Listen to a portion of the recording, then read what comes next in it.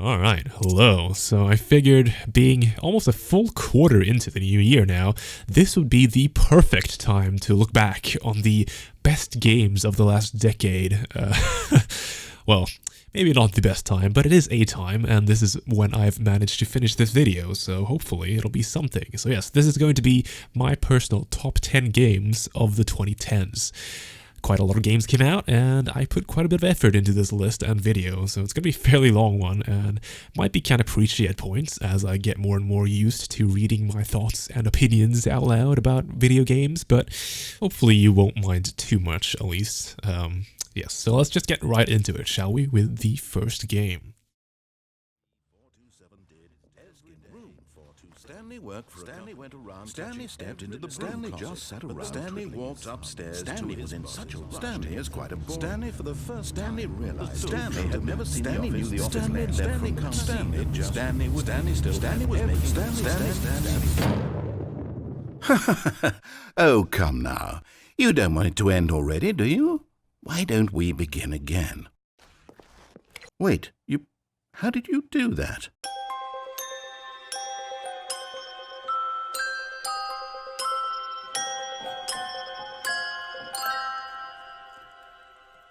I remember playing the original mod version of the Stanley Parable back in 2011 and being kind of blown away by near everything it was doing. Here was a free mod for a game that was funnier and showed more creativity than most AAA titles, and while limited in scope, stood on its own as something wholly unique. Then a couple of years after that came the full-blown release of the game with an increased scope that one-upped everything that was in the mod, and as you can imagine, shit's pretty good.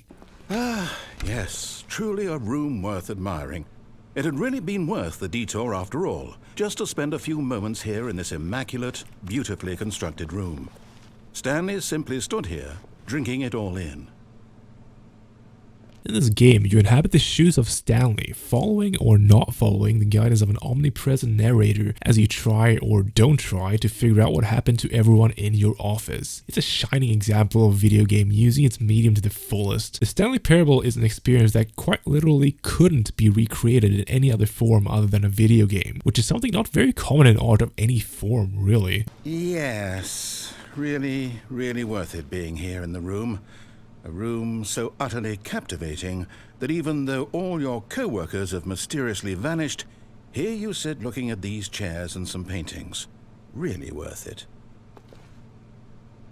The game relies heavily on the narrator's writing, which really is something special. Immensely sarcastic and increasingly impatient the more wrong turns you take, he turns the entire game into a real goldmine for comedy. At this point, Stanley's obsession with this room bordered on creepy, and reflected poorly on his overall personality. It's possible that this is why everyone left. I'd also be surprised if a single person played through the Stanley Parable without then going back and looking for as many endings as possible, just to see truly how far you can push him. A one? I mean, I can understand if you had reservations, you saw ways the game could be improved to more fully express itself mechanically and artistically, but a one? While this sort of comedy is definitely most of what makes this title great, hidden in several places you'll find there are some kind of surprisingly profound and touching bits, tapping into the overarching gameplay loop's inherent existential nature in quite clever ways. Basically what I'm saying is, this is one of the most unique and one of the funniest games out there, and it just so happens that it's also one of the best games of the last decade. I don't need your advice. I don't need your ratings. And I certainly don't need the validation of a man whose job is to push buttons. I think I'll just go about my business, making meaningful cultural contributions to the world. And perhaps every now and then I'll think back to a man named Stanley who was objectively wrong in every decision he ever made. The thought won't last long. The end will be here soon. Very soon. I can wait.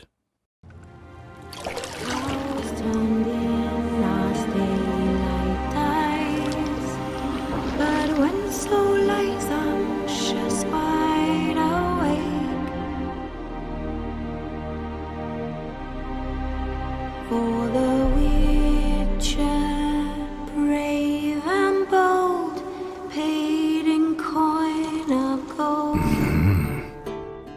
feel the reasons why The Witcher 3 makes this list are immediately clear for pretty much anyone who's played it. It is, to this day, what I feel to be the best executed game of its genre, which is a title not a lot of games bear. It takes the Elder Scrolls-y open world RPG genre and damn near perfects it. It looks great, performs well, tells one large and many smaller well-written stories filled with endearing, excellently voiced characters. It also has great and surprisingly intricate skill and build systems to go with the fluid combat and a ton of interesting gear to go out and find. And hey, Gwent's pretty cool. Witcher 3 came out at a time when games of its ilk were just rehashing the same ideas and concepts set up by whatever the latest Elder Scrolls release was, and showed that there's still room for innovation and improvement. It's also worth mentioning that for an open world RPG, it actually sticks to the landing, something that can't be said for a lot of the games in this genre. More often than not, these types of titles tend to have a pretty throwaway main plot that just falls flat all the way through, leaving the true meat and potatoes for the side activities. Witcher 3, however, manages to tell a, while maybe not extremely complex, satisfying main story that actually, by the end of Blood and Wine, the final piece of content released for the title, actually ties up Geralt's story in a really nice and wholesome way. It's just a really good time, and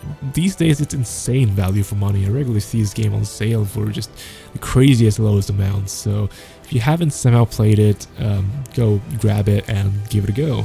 But you know, chances are you already have played it, so I guess just go and play it again. I don't know. But yes, it's very good.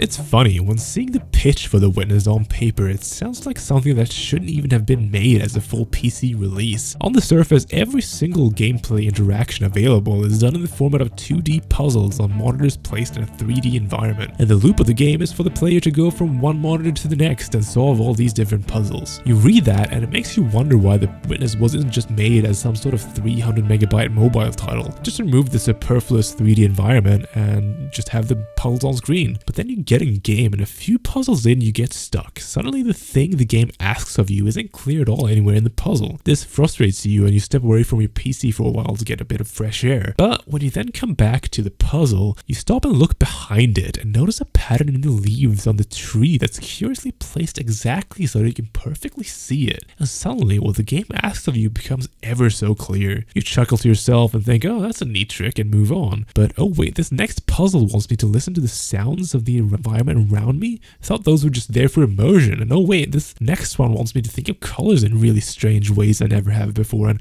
wait, isn't that river down there shaped just like, holy shit. That's The Witness in a nutshell. It is, I'd say, by far the cleverest and most well-designed puzzle game I've ever played. It's filled with so many puzzles that aren't just clever and creative, but also make you, the player, feel like a fucking Nobel Prize-winning genius for solving. Puzzles build upon each other slowly to where the first puzzle of a section may act as a kind of tutorial for that section's mechanic, and then the rest ramp up the complexity and creativity of that mechanic to its absolute limit at the very end. And it managed to do this without really giving you any direction whatsoever. The absolutely gorgeous looking island you're dropped into at the start of the game is completely open for you to explore at your leisure in any order, gated only by your own knowledge. It's an extremely smart choice, and I imagine must have been extremely difficult to develop, and it makes every single person's playthrough slightly different. And while I don't want to talk about them too explicitly, I'll just say that the collectibles in this game are incredible. I hinted at how they worked before, but I don't really want to rob anyone of discovering them for themselves, as that moment you blindly find your first one is a moment that will be remembered for a long time. If you even have the slightest interest in puzzle games, I urge you to give this game a shot, and honestly, fuck it, even if you don't, you should definitely try it. It really is just that good.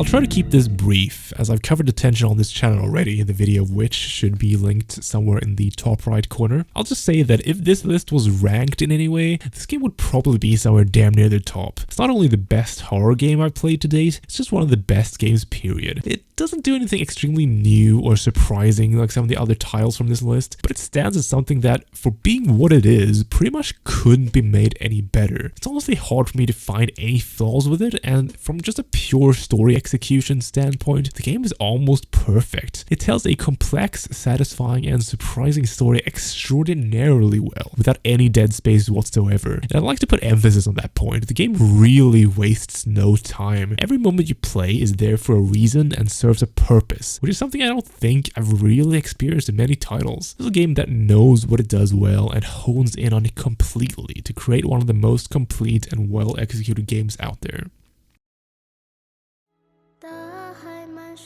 Quick note, Red Candle Games' other game, their newer title, Devotion, is actually also really fantastic and, due to infamous and pretty stupid reasons, can no longer be purchased anywhere. But I really recommend, if you're into horror games or just good stories and games in general, check both these titles out and try to support Red Candle Games in any way you can. They really know their shit, and I think it'd be a huge detriment to the games industry as a whole if they were to be shooed out for some stupid graphical mishap.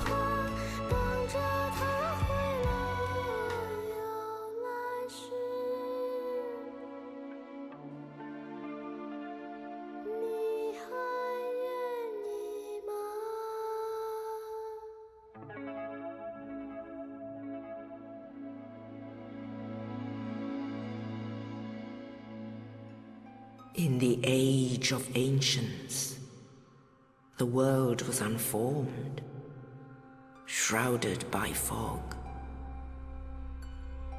A land of grey crags, arch trees, and everlasting dragons.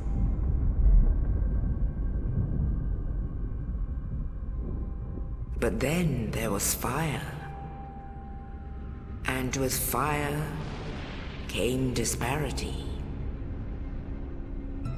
heat, and cold. Honestly, the more I think about it, the more I feel Dark Souls 1 is one of the best RPGs I've ever played. It definitely sits in my mind as the best game From Software has done to date, if anything. Not to say the others are bad or anything, but when I think back on my experiences with Dark Souls 1, it's like something resonates deep within the core of my being in ways that none of their other titles have brought about. And that's not a feeling I get a lot with video games, so suffice it to say, I like this game quite a bit. With RPGs, I've always found that having a real sense of place adds a ton to my enjoyment of the thing in question, which is why the modern trends of ever-present immediate access to fast travel systems and waypointing in every game always disappoints me a tiny bit. Not to say that they're always a bad thing, it can certainly be fit in well, and depending on the title might even be necessary, hence why some of the other games on this list includes them. But what I've noticed is that when they're not immediately present, it often tends to lead to a more, immersive and well-designed experience for me. That's why when I think of Dark Souls 1, it's the tightly designed, interconnected world that first springs to mind. They somehow managed to make a world that not only is really large and diverse, but also can be traversed end to end surprisingly quickly. This is due to what I can only describe as ingenious level design, where each map kind of folds in upon itself to create extremely cleverly placed unlockable shortcuts. That magic trick-like feeling when you spend hours and hours of gameplay away from Firelink Shrine only to enter an elevator that takes you straight back to it is something wholly unique and just fantastic. This is something I still feel hasn't quite been replicated in any of the subsequent From Software games due to the effect immediate access to fast travel has on level design. The fact that after now not having played the game for over 2 years, I could still remember how to quickly get to all the corners of the map while gathering footage for this video, I think should speak for itself. Of course, this is not the only thing that makes this game great. The subdued storytelling that has now become a From Software staple laid most of its groundworks in this title and Demon's Souls. The large collection selection of varied weapons and equipment, letting you play the game entirely differently for many subsequent playthroughs, etc., all also have their part to play in assimilating this fantastic video game. I would say that the one area where Dark Souls 1 no longer holds up quite as well is with the boss fights, which are all quite easy by today's standard, but that doesn't stop it from being one of my all-time greats. Also, for whoever's interested, here's my personal ranking of FromSoft games. You can see that this is the objective truth, and I will have no arguing. I think we can all just agree that this is correct, and let's just move on with our lives. Alright, great, right? Cool. You never give up, do you? I don't know how you do it. Well, don't stop now. Only one more. But it's going to be suicide.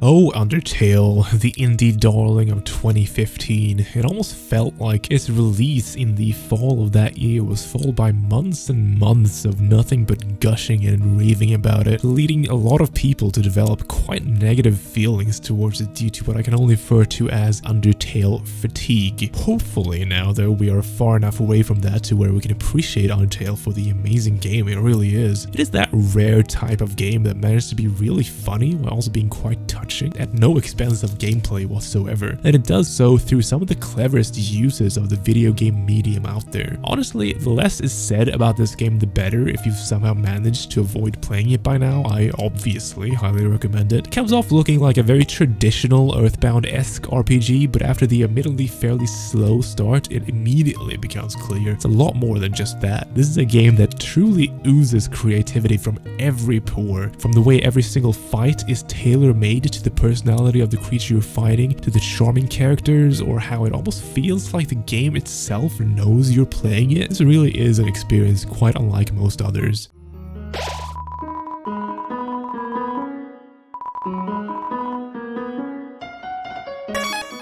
It also serves to shine a light on the fact that the core of what makes games great isn't anything budgetary. Here's a single developer game project with nothing but a tiny Kickstarter fund to back it, and it still manages to create something truly special. If that doesn't make you hopeful for the future of video games, I don't know what will.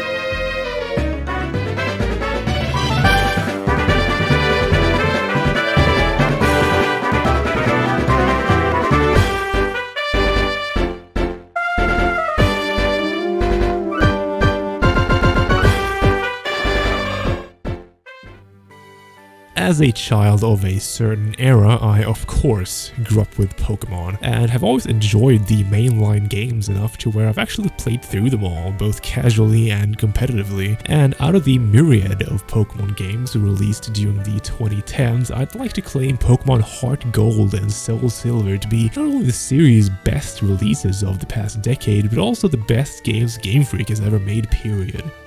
There was a time when people would ask me what I thought the best games in the series was, and I'd just answer with whatever the newest generation was, as due to the very iterative game design of Pokemon releases, each new set of games would keep all the good features of the last ones and then just add on more things, creating a fuller and fuller packet with each and every generation. This was the case for years. Unfortunately, However, nothing lasts forever, and after a certain point, the game started going on a downward spiral. Slowly and slowly, they started getting easier. More hand-holding features were added, leading to an increased linearity in the gameplay of the campaigns. Quality of life features crept in everywhere, simplifying otherwise fairly interesting and complex game mechanics, and suddenly you're left with an experience where you literally watch a cutscene, then stare at a minimap on your bottom screen that points you exactly where to go to find the next cutscene. You watch that, have a fight that consists of nothing but spamming one button the entire time, and etc, etc.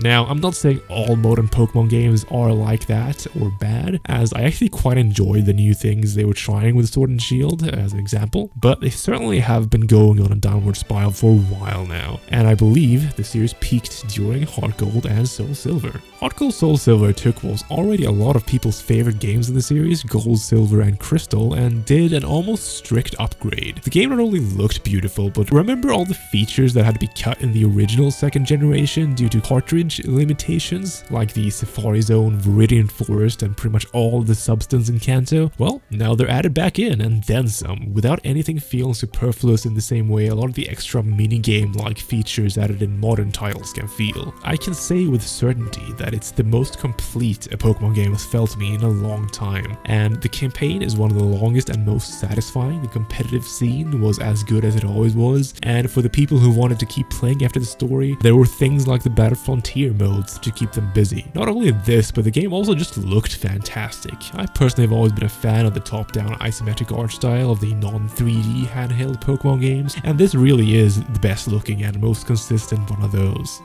Overall, I just think if I were to recommend a single title in the series to someone, it for sure would be this one. Kinda just has it all, so props to you, Heart Gold Soul Silver, you really pulled it off.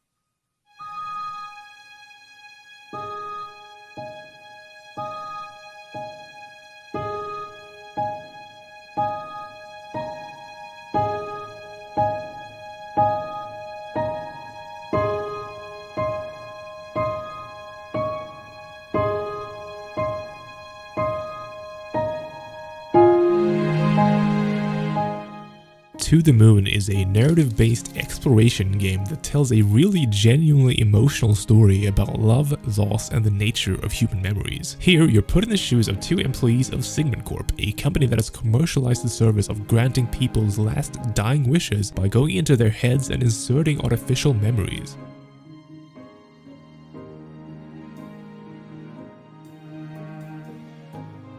As you can imagine, a premise like this really leaves the door wide open for all kinds of interesting psychological exploration, and luckily for us, the game delivers on that in spades. In this case, they arrive at the house of one Johnny Wiles, who wants them to grant his last dying wish of going to the moon, even though he can't quite figure out why that is his wish in the first place. As you might imagine, things don't quite go as planned, and throughout the 4 to 5 hour-ish campaign, the two doctors undergo a fascinating and touching exploration of Johnny's psyche, twisting and turning in really creative and well done ways.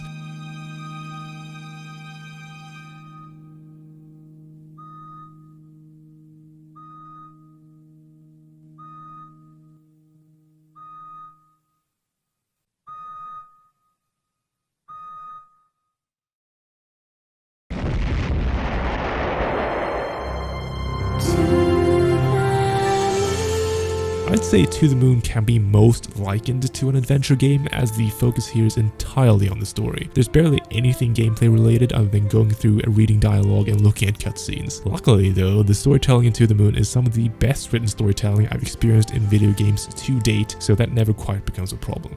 Freebird Games has since the release of To the Moon made other titles, notably Finding Paradise, which is basically a direct prequel to The Moon, which interestingly enough, while being extremely similar in most ways, actually manages to hit almost the direct opposite thematic notes as its prequel. It never quite hit the same highs as it did though for me, which is a shame, but it definitely is worth giving a go if you enjoyed their previous works.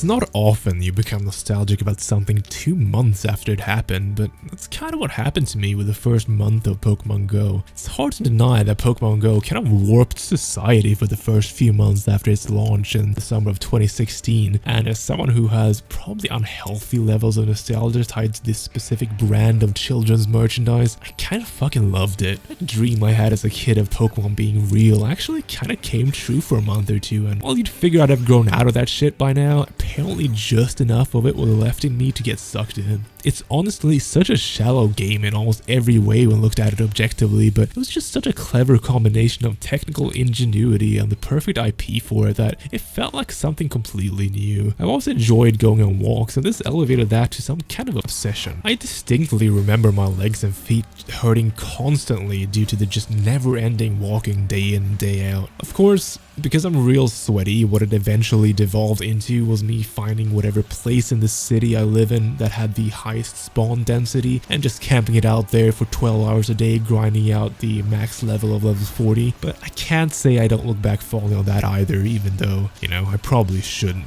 I ended up coming back to it a few of the following summers and always quite enjoyed it, and sounds from what I hear from friends I have that's still playing it, that it's still going quite strong, maybe better than ever even. Hopefully it'll continue that way, since I think it's a really cool thing to have exist, and yeah, it's just, I look back on it very, very fondly, and I put a lot of time into it, so it's cool that it's still going.